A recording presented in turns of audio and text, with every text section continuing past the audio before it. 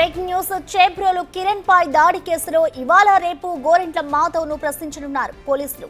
Guntur court Madhav ను 2 రోజులు police కస్టడీకి ఇవ్వడంతో ఆయన్ని రాజమండ్రి సెంట్రల్ జైలు నుంచి గుంటూరుకు తరలించనున్నారు.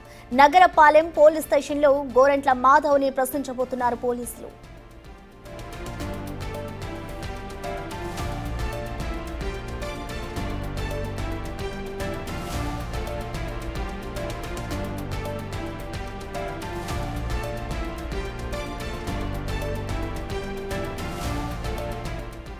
చేబ్రోలు కిరణ్ పై దాడి కేసులో ఇవాళ రేపు గోరెంట్ల మాధవ్ ను ప్రశ్నించనున్నారు పోలీసులు. గుంటూరు కోర్టు మాధవ్ ను 2 రోజులు పోలీసు కస్టడీకి ఇవ్వడంతో ఆయన్ని రాజమండ్రి సెంట్రల్ జైలు నుంచి గుంటూరుకు తరలించనున్నారు.